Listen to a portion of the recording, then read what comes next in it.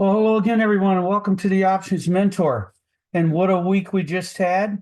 Turned out to be very successful with the market kind of leveling off at the end of the week. Let's look at a chart here in the SPX. And we can see it did, of course, drop a lot, but it really held up well here at the end of the week. And things went well, for your non-directional trades at that point. Now, the week we have coming is going to be, I think, quite probably a tumultuous week because we have the CPI, which is a big inflation number, coming out Thursday, an hour before the market opens, and then the PPI Friday, an hour before the market opens, another big inflation number. And the Fed does look at those. The market knows that. The market will be looking hard at that. Of course, the market's gotten a little giddy, thinking, I read the other day, 7 rate cuts in 2024. I don't think that's going to happen.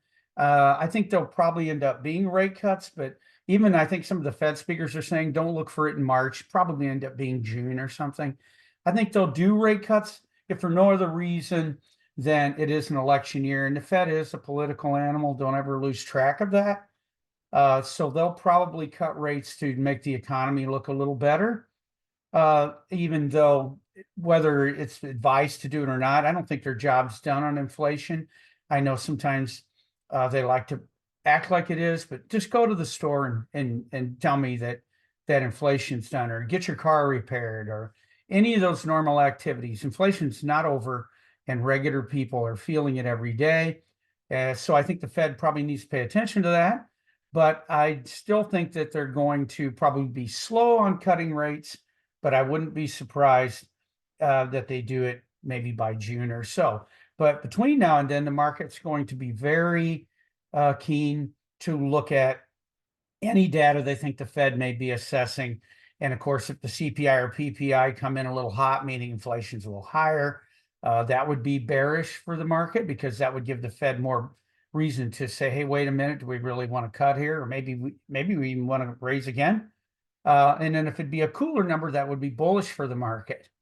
Now, all that tension, of course, means that options that expire this week, this Friday in particular, they are going to be jacked up in their volatility until Friday morning after this information comes out and the market gets to react to it. So if you're in something that expires this Friday, you're going to see it's going to look like you're not getting any theta decay in your non-directional trades that are theta positive, but it just won't come in. And the reason is it's not that the options aren't decaying. It's that the volatility of the short options is elevating while the longs lagging probably behind, or maybe not even moving up at all out next week. And that can be a problem where you have to be in the trade till expiration day. So for that reason, I want to avoid putting on trades that expire this Friday.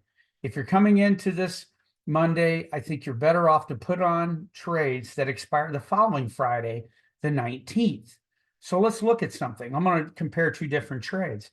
One is a double calendar. Double calendar means you buy the same strikes in this case, the same longs, the long and the short that are the same on the call side, 2 different expirations, and a long and a short that are the same on the put side, 2 different expirations.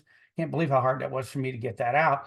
But but here I modeled using Friday's closing number 46.97. I went up about 40 on the call side, and I just went down on the put side about 40, right? I did down to 46.60 puts and 47.40 calls. There's your double calendar.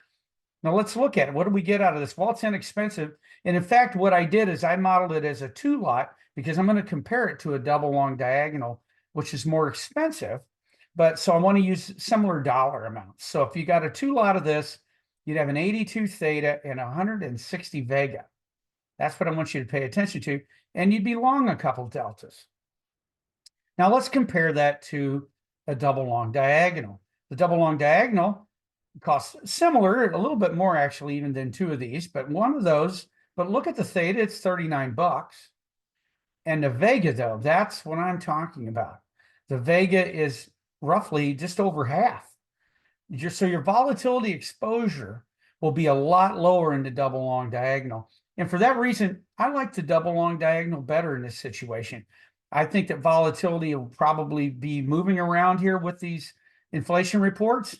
And I think that, the market's pretty giddy. I wouldn't be surprised if we run up. They'll just interpret it bullishly, whether it is or not.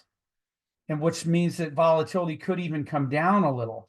At the very least, I don't look for the market to come crashing down. However, if it did in the double long, you got lots of room. It is still long Vega. It would elevate this whole expiration structure if volatility went up. And on the upside, you still have a lot of room, but you're also don't have as much Vega exposure if volatility happened to come down. For that reason, I like the double long diagonal going out to the 19th, selling that, and then buying the 22nd. To me, that looks like a much better setup than the double calendar. I love double calendars. I prefer to do them. But in this instance, with the volatility, even though it's not super low, but it's in the 13s, it's pretty darn low. Not like it was in the 12, but it's still low. I would be comfortable with a double calendar here if it wasn't for all this inflation news. It's just a little bit too much in my mind to take a big risk on volatility. So I want to take a smaller bite at my volatility exposure. So as we come into tomorrow, let's just say things don't change, maybe go down a little, go up a little. I'd look to put on something similar to this, maybe later in the day tomorrow, maybe going up. In this case, I went up about 30 points from where we're trading, bought the long call, sold the short 5 points higher. And on the put side, I went down about 25 points. Remember, in a double long diagonal, you have more room on the downside anyway, so I'll get a little closer to where we're trading. And I did 46.75 and sold the 65. Gives you the structure. Look at that delta. We're flat delta. So we don't really have too much to worry about as far as price movement. We also have Vega fairly neutralized. So all we really have to worry about is it just staying in this structure. And by having it expire, not this Friday, but next Friday, I think it'll be an easier course for you. For one, you won't have to wait till Friday, which would be expiration if we did it this week, for this to work for you. And then, if it's Friday and it goes against you and it's expiration day, you can't even fix it.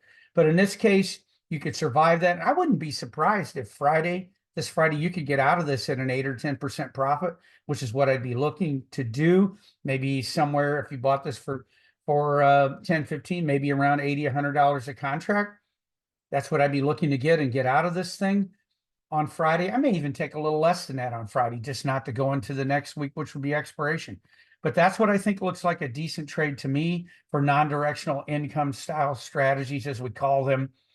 I don't know. This is the one I'm looking at this week myself. So as always, I thank you for subscribing and watching my videos. Please continue to do so. If you're watching this the first time, please subscribe. I hope you like the videos. If you do, hit the like.